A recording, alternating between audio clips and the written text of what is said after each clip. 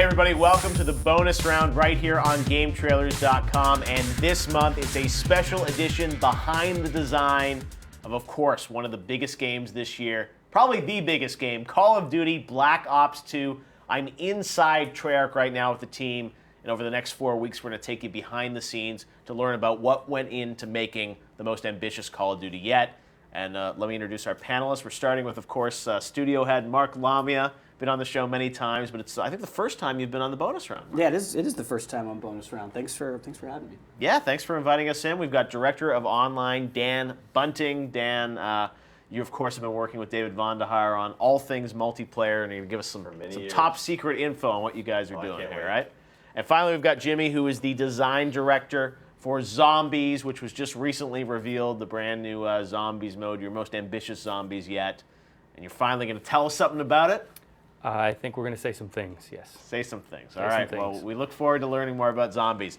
So this segment, we're going to talk about the assets you guys have put out, the trailers for Black Ops 2. You've had 4 big trailers all year. Every time you put out a trailer, it's a big event. And we're going to look at some of those trailers and kind of go behind the scenes to learn a little bit more about what you guys were trying to say with each of these trailers. And it sounds like, Mark, you've had a pretty deliberate strategy this year of kind of revealing the game, then obviously, big stuff at E3, and then talking about the villain, the multiplayer, the zombies.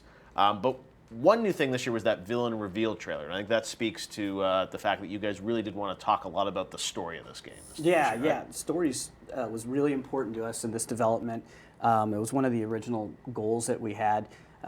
Dave Anthony, our design director, working with David Goyer, who of course has written for many things, including The Dark Knight. And when we wanted to create this campaign, we wanted to create a very memorable villain. Yeah. And that's a very difficult thing to do inside of a Call of Duty game where you're playing the hero, and we really want, and you're always fighting against a lot of enemies, but we wanted to make sure that we told the villain story in a way that we've never told it. And so we wanted to give players a little more insight into the motivations for that villain. And we thought with the villain trailer, we could do that. Now the story it's multi-layered, and so we wanted to be able to give fans a little insight into the world that we're doing. It's a generation-spanning story, so it's this this epic tale. And it was important for us. We tried to capture sort of the zeitgeist of a lot of things that are going on in the world today when we created this villain, and so you see a lot of things going on inside that villain trailer that'll take you through. All right, well, let's take a look now at the villain trailer, which you guys put out right around Comic-Con, I think, in July for Black Ops 2. He's like a celebrity now. All right, so this was the reveal of this character named Raul Menendez. And you guys, this is something you haven't done before, right? Is the villain reveal trailer. So really kind of trying to build up him as this mysterious character. Remember, there's that great YouTube moment, which I know Vaughn said he put in there for the fans, right? So what we're saying here is, there's this villain out in the world, and people don't really understand what he is all about. In fact, he actually has 2 personas, right? He is behind the scenes something that the masses don't completely understand. And what you see is him entering the vault, which you saw in the first trailer that we had here, where he meets up with Old Man Woods. And they have a long history going all the way back to the first Cold War, where Woods and Alex Mason from Black Ops that you're going to play have met the villain, and in fact created the monster that we are now dealing with in the year 2020. So we're actually going to see Menendez at 2 points in his life, I guess, in this game. Yes, absolutely. He's a much younger man, of course. Woods is obviously much younger at that point in time. Yep.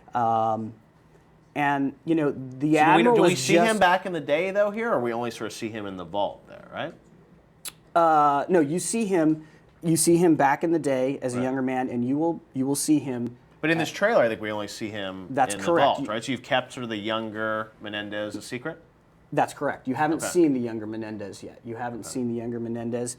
And, he's going back to visit Woods there. He gives him a pendant there.